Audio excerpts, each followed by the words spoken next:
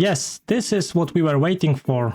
This is the most requested video on this channel, to update all of you about this Cory breeding tank. And today I'm happy to let you know that we have eggs, we have babies, we have bigger babies. Yes, all of this at the same time. That means that after absolutely nothing, we have everything. And I will explain to you step by step what I did and how all of this happened. Some of you might remember that at the beginning of the year, I created this tank for my Corys. I absolutely love Corydoras, and those 3 stripes are especially adorable. I mean, look at them.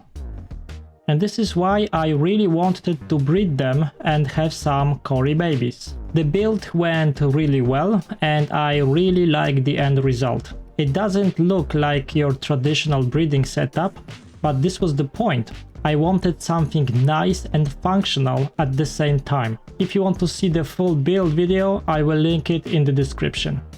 Anyway, during the first 3 months, I was getting nowhere. There were 0 attempts from these guys to breed. I was doing everything to make them comfortable. I was feeding them a lot with worms, both live and frozen. I was doing regular water changes with slightly cooler water, but with no results. Until one day when everything changed. During one of the maintenance sessions, I took the filter out and cleaned it. I realized that much later, but when I did that, I must have changed and increased the flow in the entire tank. In nature, sudden, faster water flow is a signal for those guys that it was raining. Water gets faster, cooler, and cleaner, and this is exactly when Corys like to breed. And I absolutely love watching them breed. They are chasing each other all over the tank. Males are trying to seduce females with their charm, and when the female picks one of them, they together create something called T-pose. Male lays on its side and female swims up to his abdomen. This is the moment when the male will release the sperm to fertilize the eggs. And after T-pose is complete, the female will lay eggs into her pelvic fins. She makes a small basket for the egg and holds them carefully. You can clearly see the egg right there. And after she's ready, the female will start to look for a place to lay this egg. And once they finally started to breed for me, it was no stopping them. They were swimming like crazy, so fast. They were making this tank look so dirty. Don't get me wrong, I really don't mind that they were destroying everything on their path, because they just looked so healthy and so happy. They were squeezing into the small cracks between plants and caves, laying eggs everywhere. So every single dirt particle was moved into the water column. At the end of breeding, it looked like this tank wasn't cleaned for like 3 years. And now it's a good time to admit one of the mistakes that I made with this tank. This Sessiliflora. I mean, it looks really beautiful and I liked it a lot, but this was the place when those Corys like to lay eggs, and it was extremely difficult for me to get them. I couldn't even find them, even though I knew they should be there. So, after a lot of eggs that were lost, I just decided to remove this plant completely. But then I was thinking that if they liked to lay eggs on this plant so much, why not to give them something different instead? But something I can work with. And this is how we ended up with 2 breeding mobs in this tank. And I have to say, it was the best decision I could make. They started to lay eggs in them immediately. See this? This is exactly the moment when the female with an egg is going through the mob and leaving an egg behind. It's like the perfect scenario. I know that the egg is there, safe, not visible to other fish. And most important, I know that I can very easily remove this mob from the tank and then harvest all the eggs. So here is one, there's another, and the rest is hidden inside. Let's look for them. So with those mobs, you just simply take them away, put them in some kind of a container like this one, and you can start looking. Just like that. There is one, there's another, here we can see two. It's so easy to work with those mobs with no risk that the eggs will get eaten or destroyed. I linked the video about how to make those mobs in the description, so check them out if you're interested. Of course, not every single egg was placed on the mob. Some were still laid on the plants like Anubias, but this was not a problem. It's easy to get them from Anubias and much easier to find them. See here?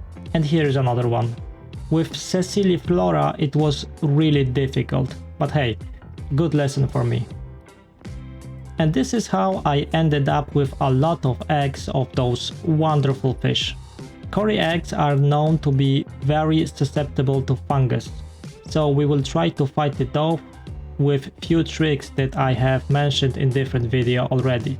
First thing that you can do, don't put them very close to each other. So when one of the eggs will be attacked by fungus, other ones will not catch it immediately, and you will have some time to remove the spoiled egg. Second, use methylene blue. This is excellent in fungus prevention.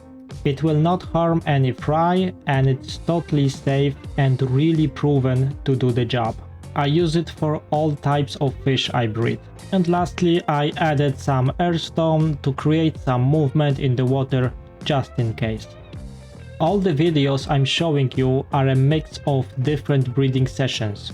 And this is why the tank looks different sometimes, but also why I'm able to show you different generations at the same time. Eggs, 1 week old, 1 month old. It looks a little weird with all those containers hanged on the side of the tank, but I was not expecting that much action. But really guys, it's not a complaint. I'm super happy with what's happening. Anyway, right now I'm feeding the fry with baby brine shrimp, and for those bigger ones I'm also starting to include some crushed flakes. They are growing very well, they are healthy and moving a lot. And I just cannot be happier with the results that I got so far. With each session, number of eggs seems to be higher and higher. And regarding the tank itself, I call it a success. No, it will not get you the maximum number of eggs with this kind of setup. An empty breeding tank will always be better option if you are trying to breed the fish for profit. But this is not me. I want this to look nice, I want a natural approach, and I want those fish to be happy. And if you want to learn from my mistakes, Anubias and big Echinodoris are great plants for this kind of tank, but stems with very small leaves like Ceciliflora are not. I lost a lot of eggs that were laid on it, and I wouldn't use it the second time. Next thing, the best trigger that worked for my Corys was the increased flow of water, and it was consistent. I got 4 breeding sessions immediately after I did that. Cooler and fresh water probably was also helping, but the flow seems to be this final detail that really pushed them to breeding. And of course, we cannot forget about a diet rich in worms, both live and frozen. That helped the females to develop more eggs and overall put the fish in better mood. Feeding them with only flakes or pellets is not the way to go. So, what now? Well, I want to raise those little guys to adult size, to have one big school of Corys running through my main tank. I think that in much bigger group they will look and behave even better. And second, sterbies. I do have few of them, so why not to try to breed them? Can I succeed? Well, that's the material for another video.